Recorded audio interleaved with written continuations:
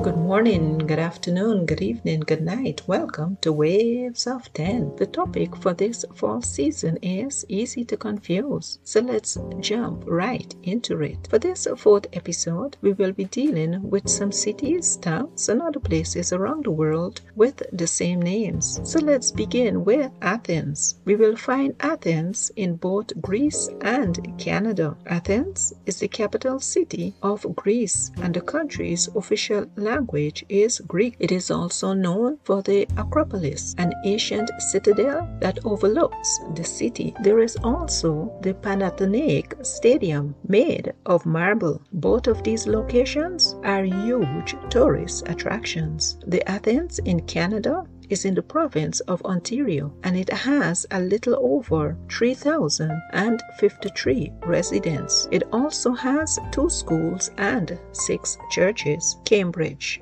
If you were thinking of Cambridge, England, so was I. However, I'm talking about Cambridge in Jamaica and New Zealand. In 1894, in Cambridge, Jamaica, a 2-story wooden railway station was unveiled, and today it is still there. It is in the care of the Jamaica National Heritage Trust. It is home to a little over 1,041 people. That is an increase of about 827 people since 1975. Cambridge in New Zealand is home to the Cambridge Football Club, formed in 1948, and it had a population of little over 20,500 residents in 2019. This town was also given the title of the most beautiful large town in New Zealand. Georgetown, Guyana, and St. Vincent and the Grenadines. Georgetown is the capital of Guyana, South America,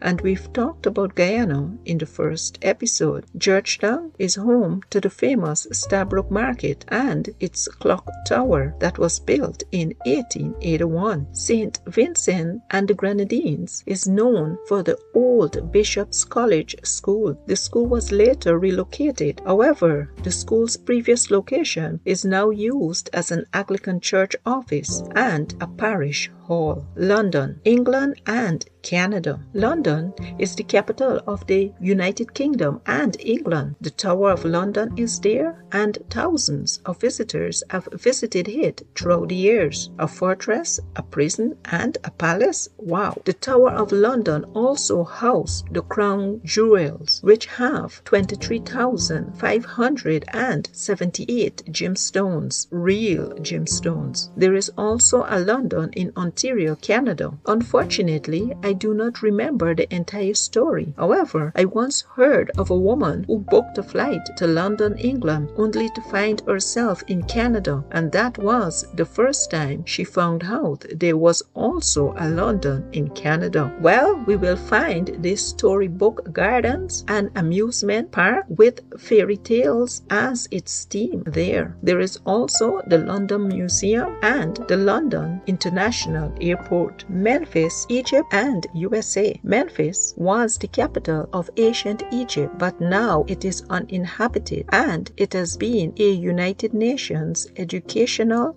scientific and cultural organization, or UNESCO, site since 1979. Tourists flocks to it. In the United States of America, Memphis is in Tennessee, and it is the second highest populated city in this state. Some well-known musicians came from here. Oxford, New Zealand and England. In Oxford, New Zealand, one will find the Oxford Observatory, located at the Oxford Area School, and there are a bit over 2,370 people living here as of 2020. Throughout the years, there have been a steady increase in residents. In Oxford, England, one will find the famous University of Oxford, which teaches over 24,000 students. It also has over 14,667 employees. 28 British Prime Ministers foreigners were educated here. St. Petersburg, Russia and USA. In St. Petersburg, in Russia, there are over 200 museums here, while in the United States of America, St. Petersburg holds a Guinness World Record for having a little over 2 years of straight sunshine. Additionally, the professional baseball team, the Tampa Bay Rays home, is here. San Antonio in the Philippines and Guatemala. San Antonio in the Philippines had about 37,450 people living there last year. It is also known for its breathtaking beaches and coves.